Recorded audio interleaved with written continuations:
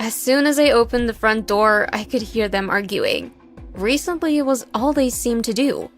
Why do you always have to complain about everything? Well, if you weren't so lazy, I wouldn't have to complain, would I? It made me so sad that my parents seem to hate each other. You're probably thinking this is just another story about a miserable family. Well, just wait and see what you find out at the end of this video, because you are not gonna believe it. Well, if that's what you think about me, maybe I should just move out. Do you know that's the most sensible thing you have said in a very long time? So that's what my dad ended up doing. I was upset that my parents were getting a divorce, but I knew it was for the best. They couldn't carry on living together when all they did was fight. When the day came for my dad to leave, my parents told me that I had to decide who I wanted to live with.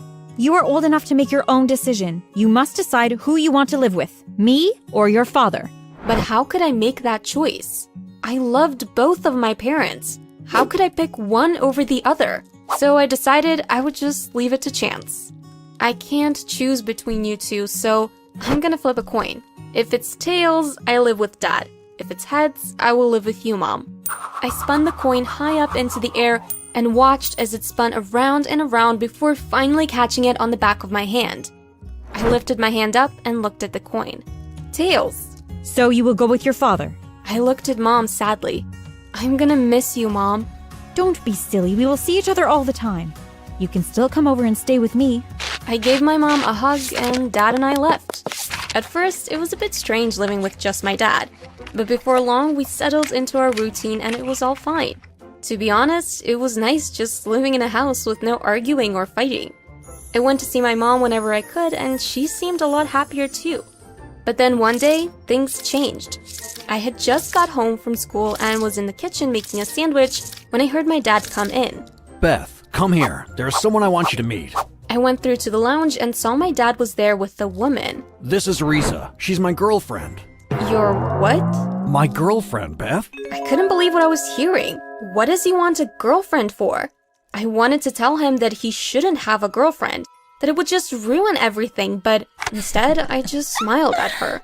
Hi, pleased to meet you. And I'm very happy to meet you too, Beth. More than you will ever know. That's a bit weird. I'll leave you two to get to know each other. I'll just go and make us a cup of tea. My dad left the room and I sat down on the sofa, not really knowing what to say. You're very pretty, Beth. Oh, thank you. She reached over and started touching my hair. I started getting a bit freaked out, but luckily my dad came back just in time. So, you two getting along okay? Brilliantly, aren't we, Beth? Yeah, I guess so. There was something really strange about Riza. I couldn't put my finger on it, but she was definitely a bit weird. She was paying me far too much attention. It made me feel really uncomfortable. From that day on, Riza spent all of her time at our house, and the weird feeling didn't go away. In fact, it got even more intense. Sometimes I would look up from watching TV or reading a book and catch her staring at me. It really freaked me out. It all came to a head one Saturday evening. Dad and Riza had gone out for dinner and I had decided to have an early night. I was fast asleep in bed when something suddenly woke me. I opened my eyes and I saw Riza standing at my bedroom door just staring at me. I closed my eyes, but when I opened them again, she had disappeared. What is it with that woman? Why does she constantly stare at me? The next morning, when I was alone with my dad, I told him about what had happened the night before. It's just weird, Dad. She was just standing at the doorway staring at me. Don't be silly, Beth. Riza wouldn't do that. You must have been hallucinating. Maybe my dad is right. I mean, I suppose it could have just been a dream. I decided to give Riza the benefit of the doubt. I mean, apart from the staring, she seemed nice enough. And my dad really liked her, so she couldn't be all that bad. Could she? It was nearly the end of the term when my dad told me he had a surprise for me. We are going to go away in the holidays. Where to? We are going to Riza's hometown. Where is it? A long way from here. It's down south. It's a remote town in the middle of nowhere. It's going to be a fantastic adventure. Even though I would have preferred to be going on holiday just with my dad, I couldn't help but get excited at the thought of traveling somewhere far away. I can't wait. I bet it'll be amazing there. I think you might be right. When the morning of our holiday arrived, the three of us packed up the car and set off on the long drive south. As we drove, the cities turned into towns and then to remote villages. Are we nearly there? Not much further. The roads started getting narrower and narrower until eventually they just became tracks through the grass. We're here. I looked out the car window. This looks more like a jungle than a remote town. We got out of the car. Follow me. I looked at my dad. Was it just me that thought Riza was sounding really weird and acting strangely? It was like she was a different person. But my dad didn't seem to notice. He just walked after Riza, beckoning me to follow them. We walked through the jungle and came out onto a clearing. There was a group of people standing there as though they were a welcoming party. I was expecting them to crowd around us and say hello, but instead one of them shouted, Grab her! The next thing I knew, I was surrounded by them, and they were dragging me away from my dad and Riza. What are you doing? Stop it! But they didn't listen to me. They pushed me into some kind of cage and locked the door. Leave her alone! Riza, why are they locking Beth up? Because she is special. I saw the look of confusion on my dad's face. Well, I know she is special to me, but why do they think she is special? Because she has the rarest body in the world. I wondered what on earth she was talking about. My body was just like anyone else's body. Definitely nothing special. What do you mean? Her mother was from the jungle as well, and you have the blood of the ancient ancestors from this jungle too. Together, you made the only child in the world to have this DNA. But what are you going to do with her? We are going to sacrifice her to the gods. Panic started rising up inside me, and I thought I was gonna pass out. I could see the worried look on my dad's face when he heard what Riza was planning. You have to release her. Set her free right now. I'm sorry. We are not going to do that. She is too important to us. But she is just a schoolgirl. To you, maybe. But to us, she is the most important girl in the world. Please, don't hurt me. I'll do anything you want. Please, don't sacrifice me. I'm sorry. We don't have any choice. Dad? Help me! Help me! My dad took one look at my panic-stricken face and ran towards the cage. He started pulling at the door, trying to break it open, but it was no use. Within seconds, he was surrounded by the villagers. They unlocked the door and threw him inside the cage with me. I ran over to him. Are you okay, Dad? I'm fine. The two of us sat huddled together watching and wondering what was about to happen next. Riza came over and stood outside the cage. Don't try to escape because you won't get anywhere. I will see you in the morning. With that, she turned around and walked off with the group of people. Oh, Dad, what are we gonna do? Don't worry, Beth. I won't let anything happen to you. But you heard what she said. There's no way for us to escape from here. We will find a way. Don't worry. The two of us sat there in the darkness. I was terrified. And suddenly, I heard a noise. Did you hear that? What was it? I don't know. It came from that direction. I looked to where my dad was pointing. It was pitch black, but I thought I could make out a shadow in the darkness. Who is it? Mom? I couldn't believe it. My mom was standing on the other side of the cage. What are you doing here? How did you know where to find us? One of my close friends here in the jungle told me that my daughter and my ex-husband were here in the jungle. I just had a feeling that Riza was up to no good. I got here as soon as I could. They said I have some rare body. They want to sacrifice me to the gods. You have to get us out of here. Okay, just stay quiet. I will look for something to break the lock. Dad and I sat there in silence. It seemed like an eternity, but then my mom reappeared. Stand back. I'm going to smash the lock with this stone. Dad and I moved to the back of the cage, and I watched as my mom lifted the huge stone up into the air and brought it crashing down onto the lock. The lock smashed into pieces, and Mom quickly opened the door. Come on. We don't have much time. We have to get out of here. My dad pushed me out of the door, and I followed my mom through the jungle. I could hear shots from behind us. Hurry. They know we have escaped. We picked up the pace and raced through the jungle, but just as we were about to reach my dad's car, someone stepped out of the shadows. Riza! Stop! You can't leave. We need her. You're crazy, Riza. You can't sacrifice my daughter. I can and I will.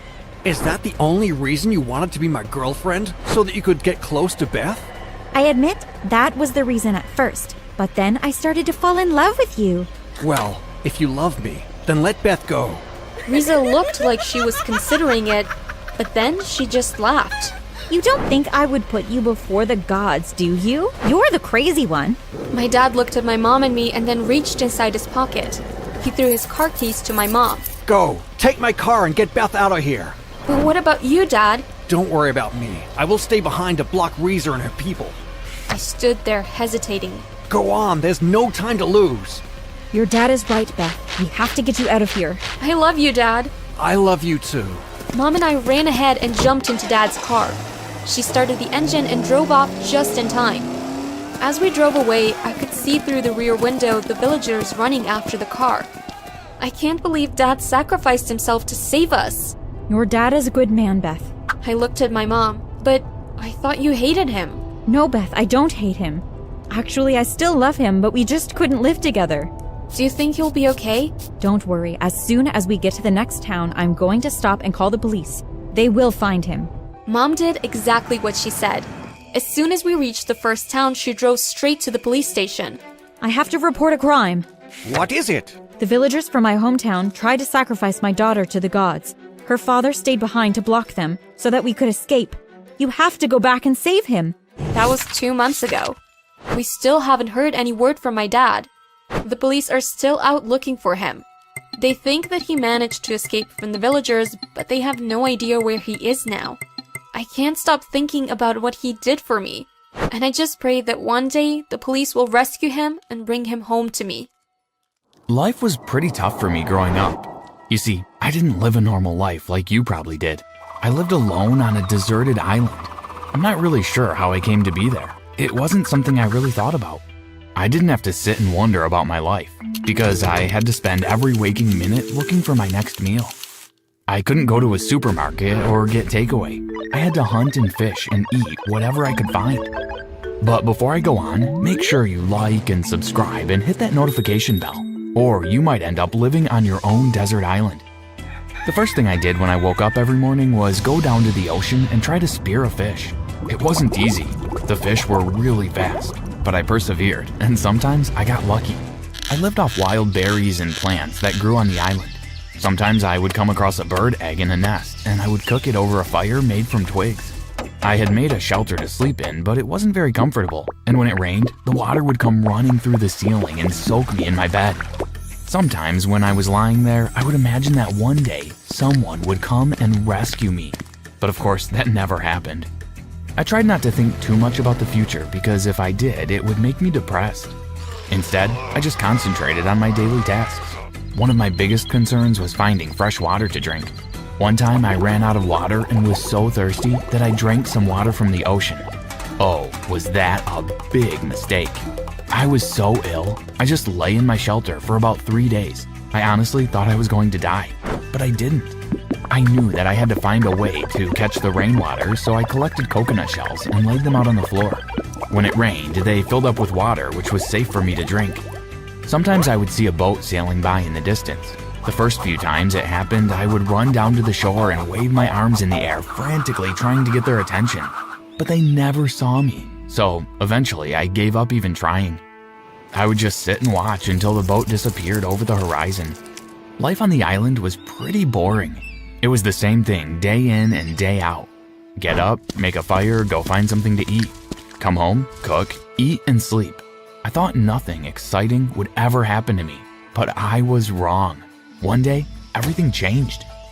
The day started off just like any other day. I woke up as soon as the sun's rays came piercing through the gaps in my shelter ceiling and began to make the fire. Once the wood was alight, I picked up my spear and walked down to the ocean. The water was crystal clear, and as I waded out to the deeper water, I could see hundreds of fish darting this way and that.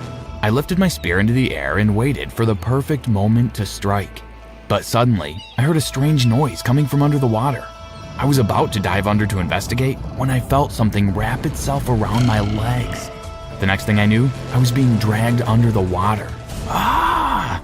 I didn't realize at the time, but I later found out that I had been caught in a fishing net.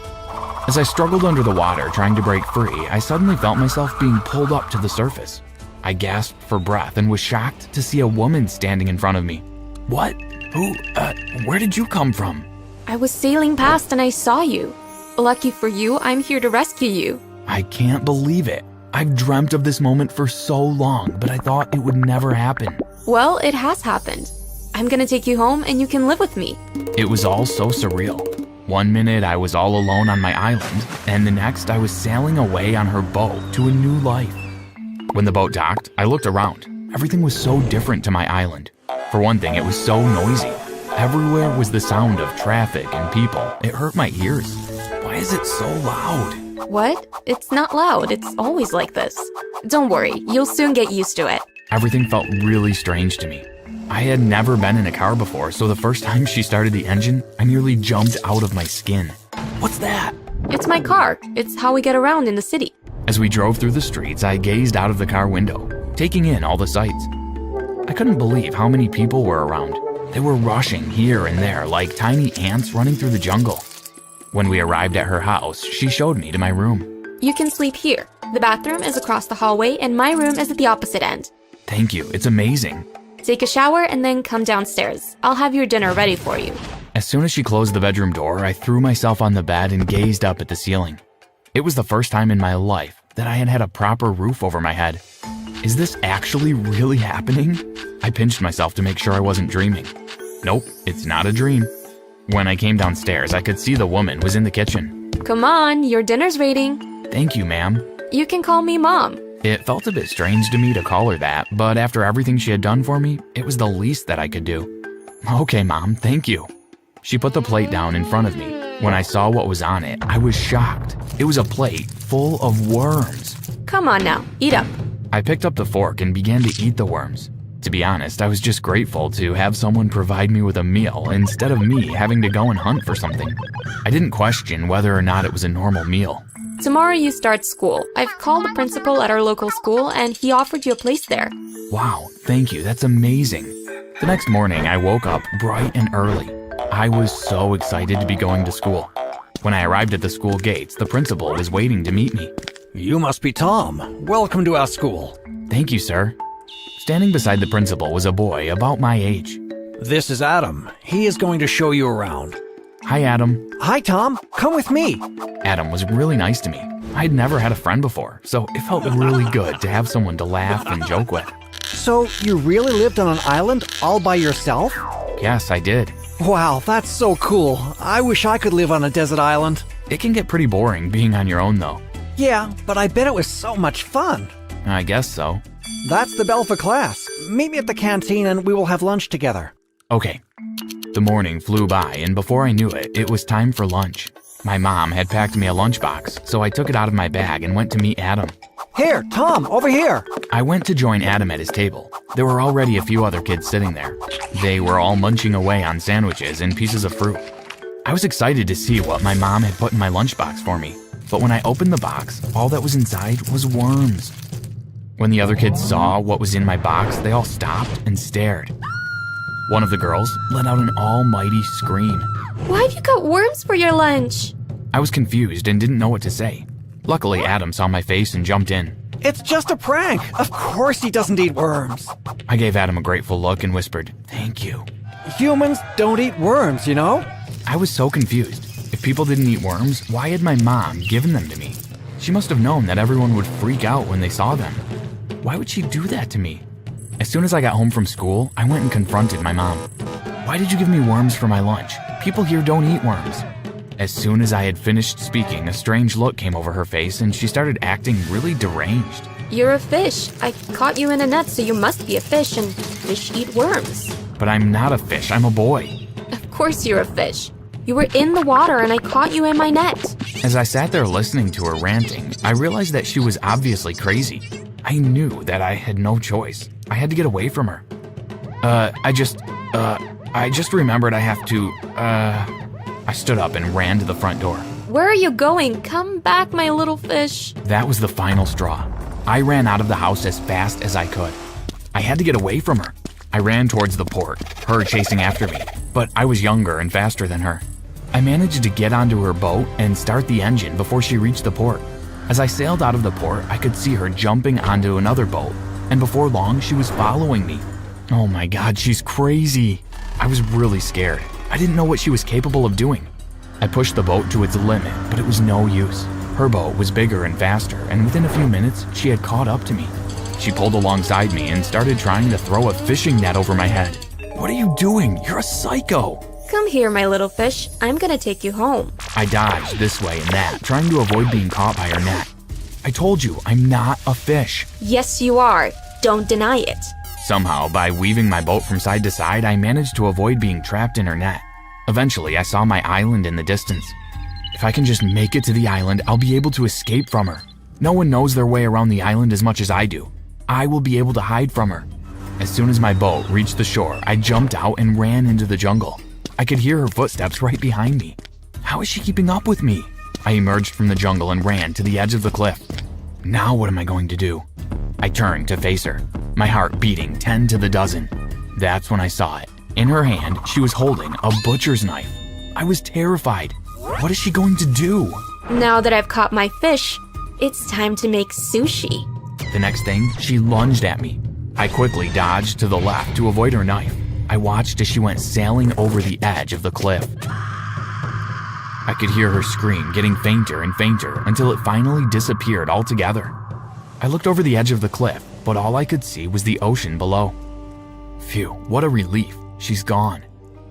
I made my way back to the shore and jumped back onto the boat. As soon as I got back to civilization, I went straight to Adam's house. He looked a bit surprised to see me standing in front of his door. Hi, Tom. What are you doing here? Can I come in, please? Sure. What's happened? You look as white as a sheet. It's a long story. Adam's mom made me a cup of tea and I explained everything that had happened to me. Oh my god, what kind of person feeds a boy worms? I thought everyone ate worms until Adam told me differently. Why no, we most certainly do not eat worms. I don't know what I'm going to do. I can't go back and live on the island by myself. Not now that I've had a taste of living a normal life. Of course not, don't you worry about anything. You can stay here with us for as long as you want to. Really? Yes, really. Thank you so much. That's so kind of you. Now, Adam, why don't you go and show Tom where the spare bedroom is? You should get some sleep now. You have school in the morning. I lay on the bed staring at the ceiling. And even though I was so happy to be there and I was so grateful to Adam's parents, I couldn't help feeling scared that my mom might appear from nowhere, brandishing her butcher's knife in her hand. Woodley High was my kingdom. I ruled and conquered everything and everyone in my way. It was expected of me. It was my duty. Modesty was never an option for me. I was good at everything and I knew it. They all knew it and loved me for it. Even those who hated me still respected me. I was the basketball captain and everyone's choice for homecoming king. College scouts were begging to have a minute of my time. I was every girl's high school dream. I was the envy of all my peers. Those who were not my friends wished they were. I was on top of Woodley High's food chain. I was unstoppable. This is the story of how I lost my kingdom and how a simple promise of fame and prestige made the 3 hottest girls at Woodley High fight over me. Wanna know who won? Stick around and find out.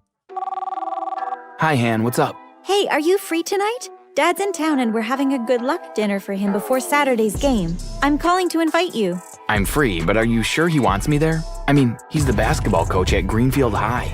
They're our biggest rival team in the state, and we're playing them in the championship final on Saturday. Of course he wants you there. You're my childhood friend, and that's more important than a game. Come on, it'll be fun. Plus, you might learn a thing or two about his tactics. Well, if you put it like that. Okay, I'll be there. See you in an hour. 2 hours later, dinner was served. At the table was Hannah, her parents, and me. So, Asher, you guys ready to lose on Saturday? Haha, nice try, Mr. Davis. We're ready to win. Your team doesn't stand a chance. Confident, I like it. May the best team win. See you out on the court, son. I can't wait for this game to be over already. I hate having to choose between you and Dad. After dinner, we were in the den watching TV. Hannah's mom looked like she'd burst into tears any minute. Mom, what's wrong? It's nothing for you to worry about, dear. It's just that the school is looking to replace me as coach for next season. The only way I keep my job is if I win Saturday's game. What? But you've been their coach for years. They can't just fire you, can they? I'm afraid they can, dear. I have to win the championship or I'm out. Hannah's mom was full on sobbing now, her dad rubbing her shoulders lovingly. I felt like I was intruding a private family moment, so I said my goodbyes and left. Later that night, my phone rang and I checked to see it was a video chat request from Hannah. Hi, Han. How's your mom? I'm sorry I had to leave. I thought I should give you guys some space. How are you? It's okay, Ash. I'd have left with you, but my parents needed me. Mom's sleeping now, but I can hear Dad pacing upstairs in their bedroom. I don't know what to do. I'm worried about him. I overheard him say that we might lose our house and I may not go to college. Are you sure? I didn't know things were that bad. I wish there was something I could do to help. I'm so sorry. He may not lose the game anyway. I know that would mean you losing. This sucks. If losing the championship means your dad gets to keep his job in the house and you get to go to college, then it's not such a bad outcome. I can live with it. A day later, as I stood with my team waiting to play the biggest game of the year, maybe even our lives, I made a decision. I decided to help Mr. Davis win the game by throwing the game. I missed free throws, I missed passes, I committed deliberate fouls, and lost the championship to Greenfield High. After the game, I ran to the locker room and called my mom and confessed. You what? Except it was not my mom behind me. It was my teammate, Carl. Please tell me you didn't actually lose us the biggest game of our high school careers? Carl, He didn't wait for me to finish. He punched me right in the face and walked off. That day, I had walked onto the court a hero, a leader, and a warrior. I left a villain, a pariah, and the most hated person in all of Woodley High. I was no longer king. People crossed to the other side when they saw me walking their way. My girlfriend Erica broke up with me in front of the entire class. I was stripped of the captaincy, and college scouts withdrew the scholarship offers they had offered me, and some of my teammates. My grades took a dive. My life became a nightmare. Months later. Asher, hey! Mind if I join you? You can even have some of my food. Erica had not spoken to me since the breakup. Erica, what are you doing? Are you sure you should be talking to me in front of your friends? I'm sorry. Senior year has been so busy, and I've barely had time to socialize. But I'm here now. We're still cool, right? Cool? You basically ghosted me after humiliating me. You blocked me on all your social media accounts and your phone.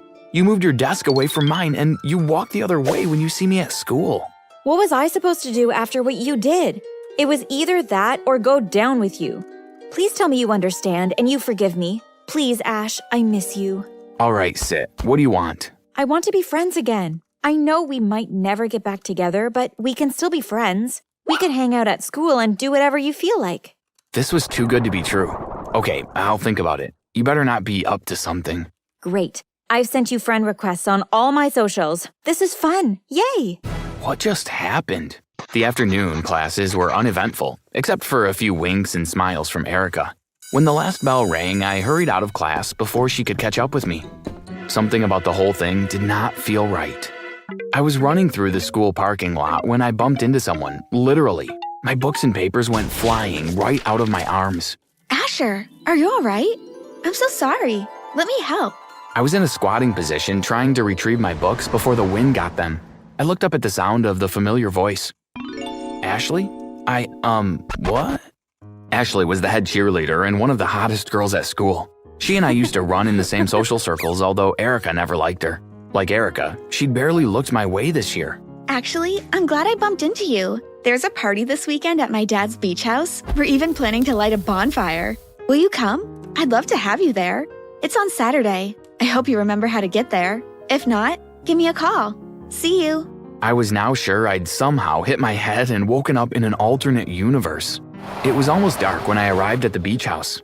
Ash! Oh my God, you came. I'm so happy to see you. Ashley threw herself into my arms and almost tackled me to the ground. What on earth is going on here? Ash, what are you doing here? Erica stood watching us, hands on her hips. Back off, Jerrican. Asher is my guest. You had a chance to ask him to attend with you, but you didn't. You snooze, you lose. He's with me tonight. We will see about that. And my name is Erica. Erica grabbed my hand and yanked me away from Ashley's arms. Girls, I'm not looking for trouble, so I think I'll leave. I'll leave with you. No, he won't.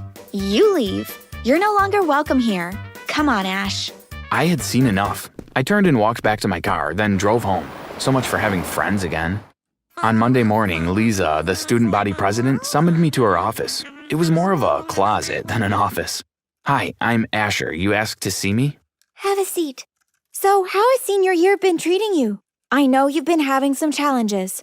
Have you decided where you want to go to college? It has been quite an adjustment, but I'm surviving. To be honest, I might not go to college. My grades are not so good lately, plus I doubt there's anyone willing to write a recommendation letter for me. That's sort of why I called you here. I may have a way to help you get accepted to a few colleges. As the student body president, I'll personally write you a recommendation letter.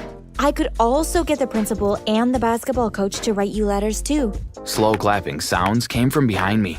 Well, well, well. Abusing your office, Liza? That's if you could even call it that. If Ash needs a good word put in with the coach, I'm happy to do it. I can even get him back on the team.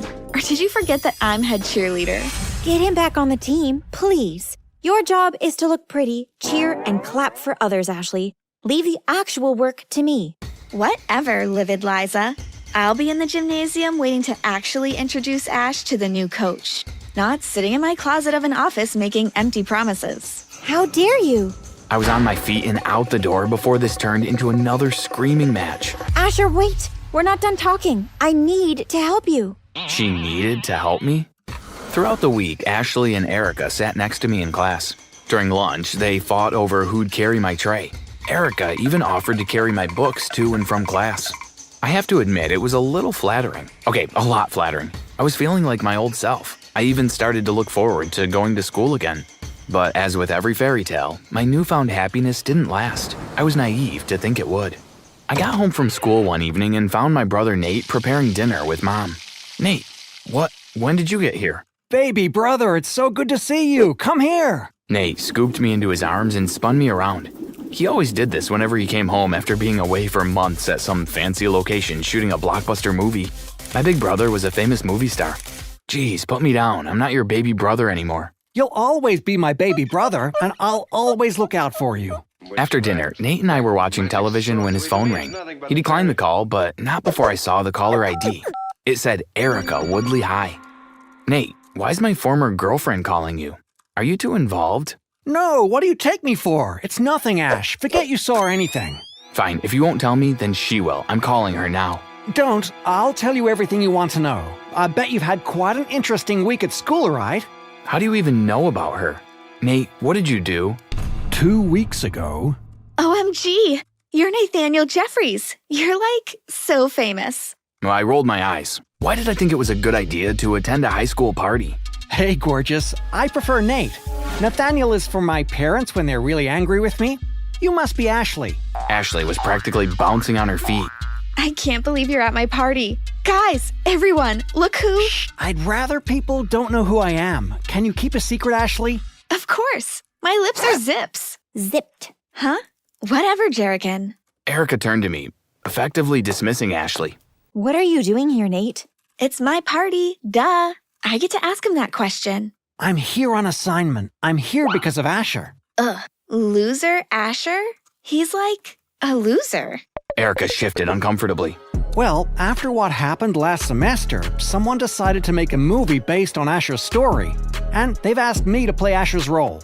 Well then, you came to the wrong place. He's not here. Maybe try the dustiest corner in the school library. Shouldn't you just call him? I mean, he's your bro- I will. I wanted to talk to you girls first. The show producers want to start filming after graduation. They've asked me to pick one of Asher's friends to be in the movie with me. Good luck with that. He no longer has friends. Even Little Miss Perfect here broke up with him. I know that. That's why I have an exciting opportunity for one of you girls. Yes. Erica rolled her eyes. I love your enthusiasm. How would you girls feel about starring in the movie? OMG. Erica feigned disinterest, but I knew she was definitely interested. So this whole week, they thought they were auditioning for a movie? Yes, I told them that to audition, they needed to befriend you and spend time with you in and out of school. Someone from the show would be observing their interactions with you until the end of the semester, then pick one of them to be my co-star. Nate, please tell me there's no such movie being made. Of course there isn't. I'm just in town to research a role I got in an upcoming movie. I'm playing a high school football captain. It's the reason I was at Ashley's party. What about Liza? Was she also auditioning when she offered to get me into college? Yes and no. She overheard me at Ashley's party and approached me at the party later. She wasn't interested in befriending you, but she offered to get you the recommendation letters in exchange for a job on set during filming. Why did you do all this? To help you, of course. I thought you could use a few friends, and who better than the two most popular girls at school? Lisa was just an added bonus. Is it working? If by working you mean I no longer have a single moment to myself, then yeah, it's working. Isn't that a good thing? You don't look happy. I expected a little more gratitude. I'm grateful, Nate, really. I know you were just looking out for me. And in a way, you did help. I finally realized that I don't need to be popular anymore. I like my life just the way it is now. If it's all right, I'd like you to call off the girls, please. As for Liza, I sure could use those letters, but not under false pretense. I'll call him off right now if that's what you want, Ash. As for Liza, I'll get her a temp job on the actual movie I'm researching for. I'm sure that'll be enough, and she'll still get you those letters. Nate dialed Erica's number. Monday is going to be a very interesting day at Woodley High.